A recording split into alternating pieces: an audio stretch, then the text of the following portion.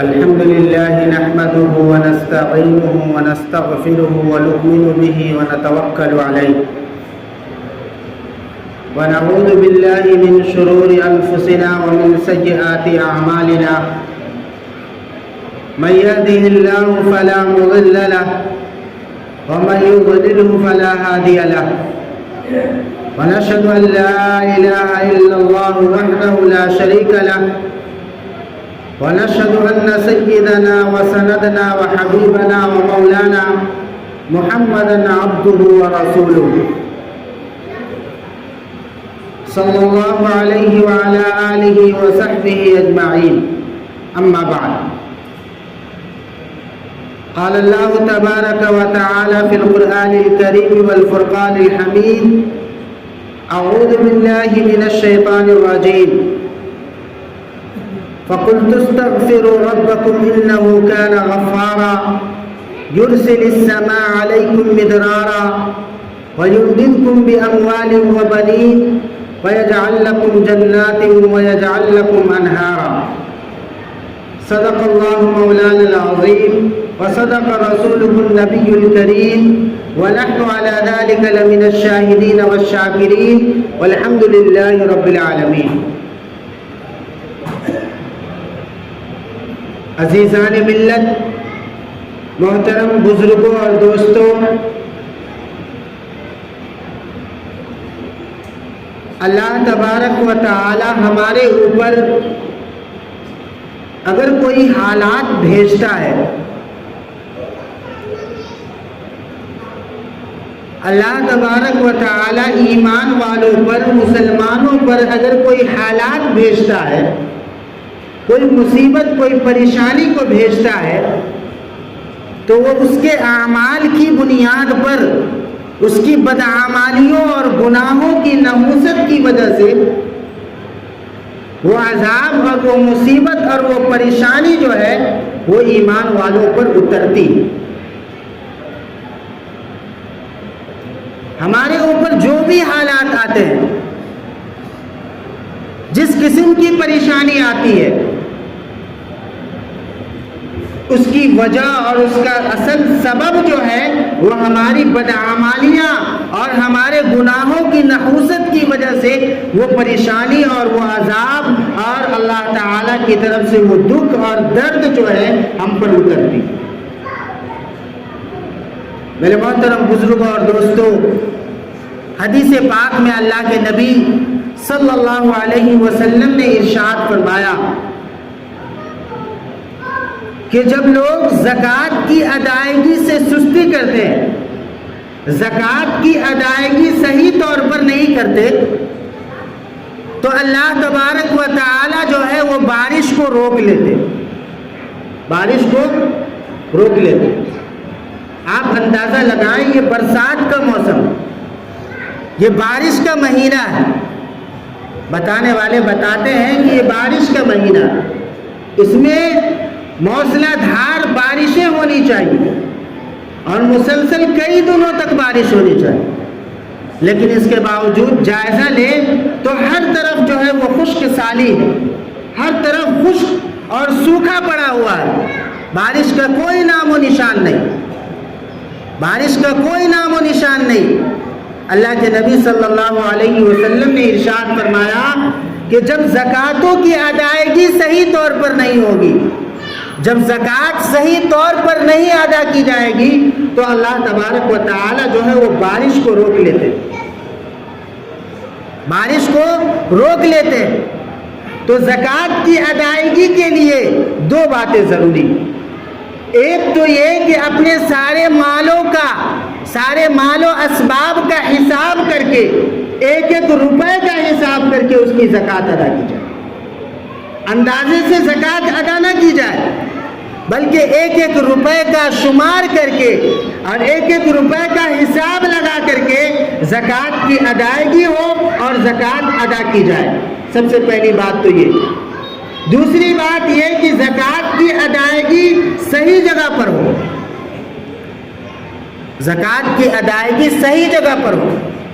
اس کا جو مصرف بتایا گیا ہے، اس کے جو مستحقین ہیں، ان تک وہ زکوٰۃ ادا کی جائے۔ اگر کوئی آدمی اندازے سے زکوٰۃ ادا کرے تو یہ بھی صحیح نہیں۔ اگر کوئی آدمی کسی بھی مانگنے والے کو بغیر تحقیق کے زکوٰۃ دے دے تو تبھی بھی یہ بھی صورت صحیح نہیں۔ تو زکوٰۃ کی ادائیگی کے لیے ضروری یہ ہے کہ آدمی اپنے مال کا مکمل حساب لگائے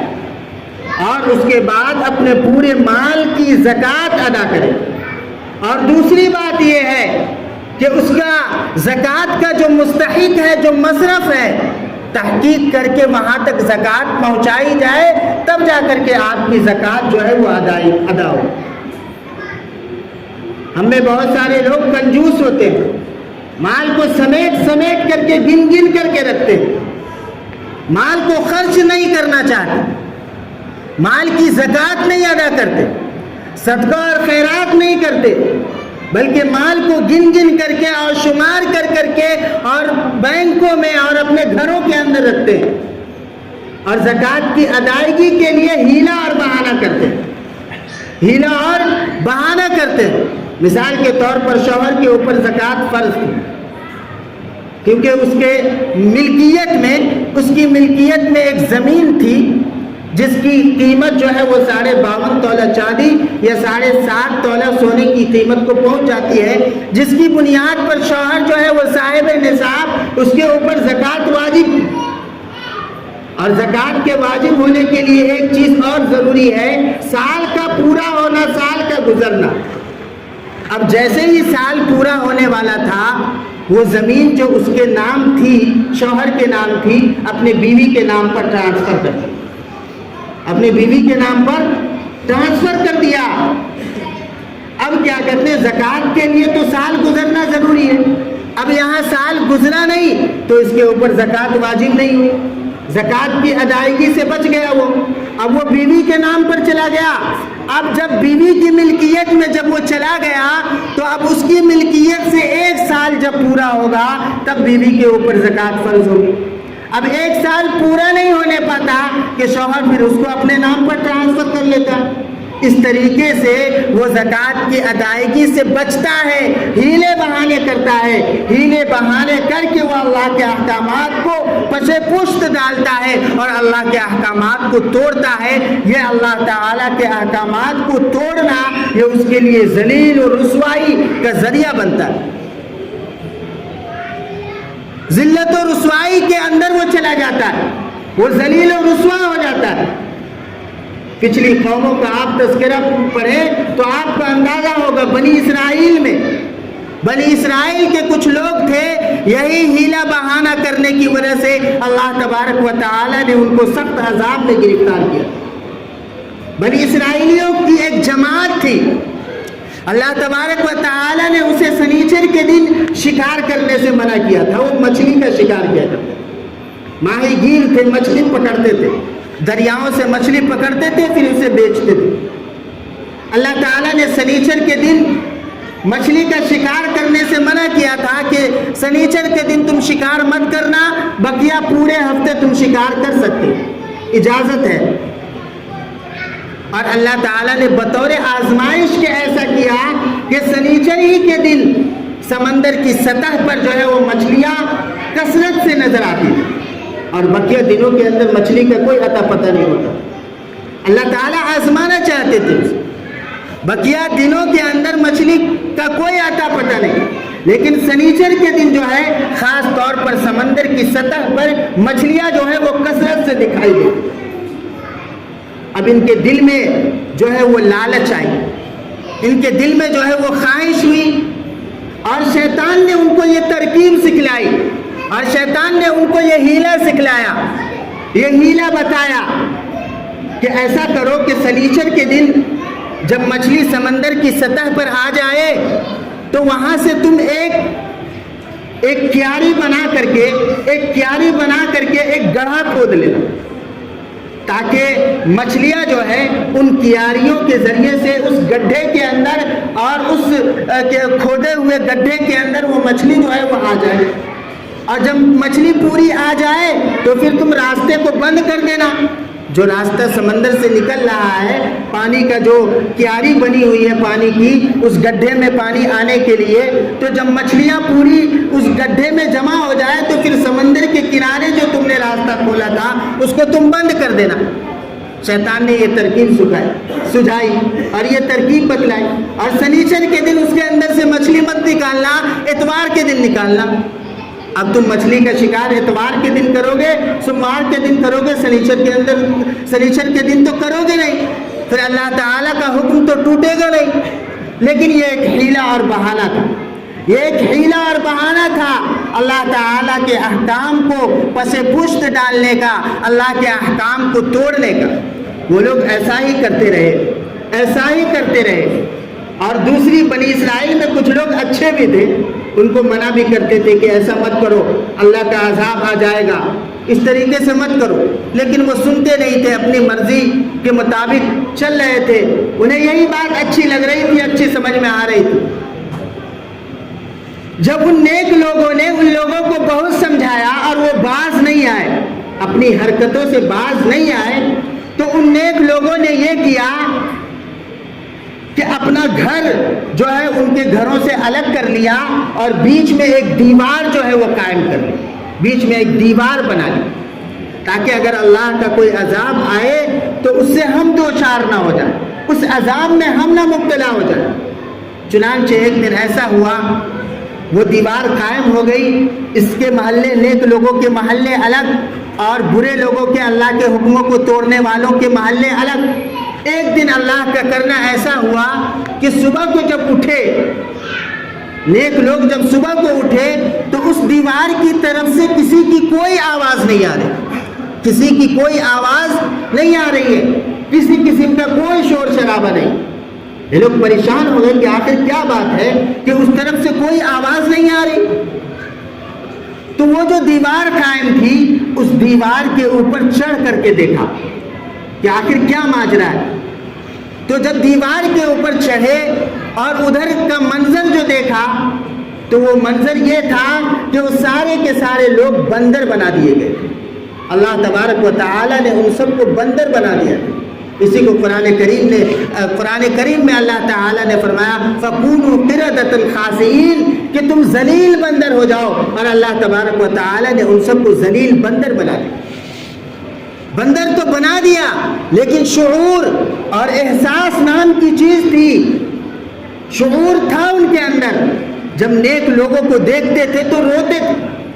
جب نیک لوگوں کو دیکھتے تھے روتے تھے، اور وہ یہ اپنے زبان حال سے وہ یہ کہتے تھے کہ ہم نے تمہاری بات کو نہیں مانا، آج اللہ تبارک و تعالی نے ہمیں عذاب میں گرفتار کر دیا، ہمیں بندر بنا دیا۔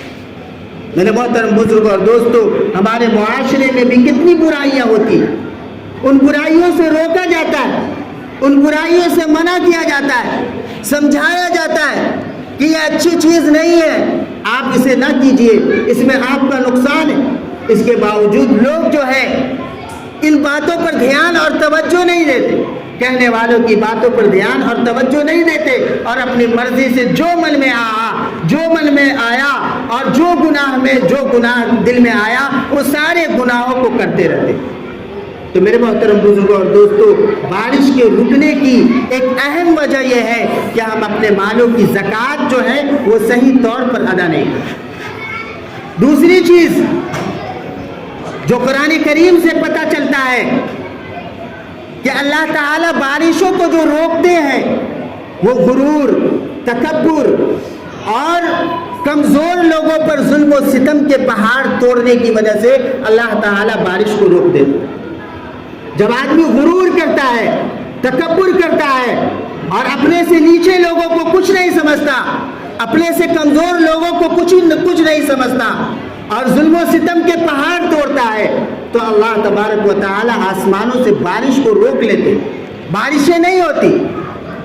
اللہ تبارک و تعالی نے فرعون کو جانتے ہیں نا، قرآن کریم میں اس کا تذکرہ آیا ہے۔ وہ فرعون جس نے خدائی کا دعویٰ کیا تھا، جو کسی کو کچھ نہیں سمجھتا تھا، انا ربکم الاعلی کا دعویٰ کرتا تھا کہ میں ہی سب سے بڑا رب ہوں، میں ہی تم لوگوں کا سب سے بڑا رب ہوں، اور کمزوروں پر ظلم و ستم کے پہاڑ توڑتا تھا، اللہ تبارک و تعالی نے ان کے اوپر بھی قحط کو مسلط کیا، ان کے اوپر بھی قحط کو مسلط کیا،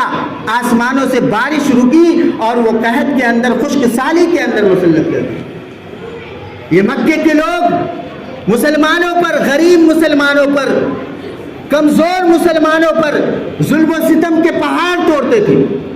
ظلم و ستم کے پہاڑ توڑتے تھے، ایسا ظلم کرتے تھے کہ ان ظلم کو بیان نہیں کیا جا سکتا۔ حضرت سمیہ رضی اللہ عنہ کے نازک مقام پر ان ظالموں نے برچھے مارے اور برچھے مار کر کے شہید کر دیا۔ حضرت عمار بن یاسر ان کے پورے خاندان والوں پر ظلم و ستم کا وہ پہاڑ توڑا کہ آج تک کائنات نے اس ظلم و ستم کے پہاڑ کو نہیں دیکھا۔ صحابہ کرام کو تپتی ہوئی ریت پر گھسیٹا جاتا تھا، ان کو چٹائیوں کے اندر بند کر کے ان کو جلانے کی کوشش کی جاتی، اس طریقے کے ظلم کیے جاتے تھے۔ حضرت عمار بن یاسر، ان کی والدہ تھی حضرت سمیہ، ان کے پورے خاندان والوں پر، ان کے پورے گھر والوں پر ظلم و ستم کے وہ پہاڑ توڑے گئے اور ان پر وہ ظلم کیا گیا کہ جب اللہ کے نبی صلی اللہ علیہ وسلم ان کے پاس سے گزرتے تو اللہ کے نبی صلی اللہ علیہ وسلم کی آنکھیں بھی ڈبڈبا جاتی، اور اللہ کے نبی صلی اللہ علیہ وسلم حضرت عمار بن یاسر اور ان کے خاندان والوں سے کہتے کہ عمار بن یاسر گھبرانے کی ضرورت نہیں ہے، آج ان کو ظلم کرنے دو، یہ جتنا بھی ظلم کر لے، گھبراؤ نہیں، جنت تمہارا انتظار کر رہی ہے،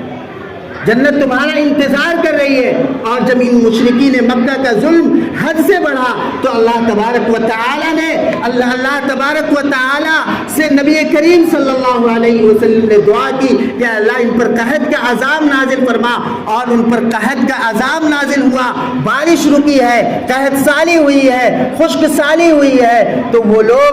مجبور ہو گئے، چمڑوں کے کھانے پر مجبور ہو گئے، چمڑوں کے کھانے پر مجبور ہو گئے اور مردار کی ہڈیوں کو چبانے پر مجبور ہو گئے۔ تو میرے محترم بزرگوں اور دوستو، جب ظلم بڑھتا ہے، جب غرور اور تکبر لوگ کرتے ہیں اور جب ظلم کرتے ہیں، جب رشوت خوری ہوتی ہے، جب ناانصافی ہوتی ہے، جب کسی کے حق کو دبایا جاتا ہے، جب وراثت کو صحیح طور پر تقسیم نہیں کیا جاتا، تو میرے محترم بزرگوں اور دوستو، انہی گناہوں کی وجہ سے اللہ تبارک و تعالی جو ہے وہ بارش کو روک لیتے ہیں، اور جب بارش رکتی ہے تو یہ چرند پرند، یہ جانور، یہ سانپ، یہ بچھو، یہ سب بددعا کرتے ہیں، لعنت بھیجتے ہیں ابن آدم پر، آدم کی اولاد پر لعنت بھیجتے ہیں کہ اے آدم کی اولاد، تمہارے گناہوں کی وجہ سے اللہ تعالیٰ نے بارش کو روکا۔ اور اگر یہ بے زبان جانور نہ ہوتے تو اللہ تبارک و تعالیٰ ایک بارش کا قطرہ بھی نہیں برساتا۔ حدیث پاک میں آتا ہے کہ اگر یہ بے زبان جانور نہ ہوتے تو اللہ تعالیٰ بارش کا قطرہ بھی نہیں برساتا۔ ہمارے گناہوں کی نحوست کی وجہ سے، ہمارے گناہوں کی وجہ سے اللہ بارش کا ایک قطرہ بھی نہیں برساتا۔ ضرورت اس بات کی ہے کہ ہم اپنے گناہوں سے سچی پکی توبہ کریں۔ اللہ تبارک و تعالیٰ فرماتا ہے فَقُلْتُ اسْتَغْفِرُوا رَبَّكُمْ إِنَّهُ كَانَ غَفَّارًا، اپنے رب سے سچی پکی توبہ کرو، ہر گناہوں سے معافی مانگو، وہ اللہ بہت معاف کرنے والا ہے، وہ اللہ بہت بخشنے والا ہے۔ يُرْسِلِ السَّمَاءَ عَلَيْكُمْ مِدْرَارًا، جب تم ایسا کرو گے تو اللہ تعالیٰ آسمانوں سے موسلا دھار بارش کو برسائے گا، جس کی وجہ سے تمہاری کھیتیاں جو ہے وہ سرسبز و شاداب ہوگی، تمہارے باغ جو ہے وہ سیراب ہوں گے، اور دنیا کی ساری ضرورتیں، مخلوق کی ساری ضرورتیں جو ہے وہ پوری ہوں۔ اللہ تعالیٰ ہم سب کو کہنے سننے سے زیادہ عمل کی توفیق عنایت فرمائے۔ جو لوگ سنت تو پڑھے وہ سنتوں سے فارغ ہو جائے۔ وآخر دعوانا الحمدللہ رب العالمین۔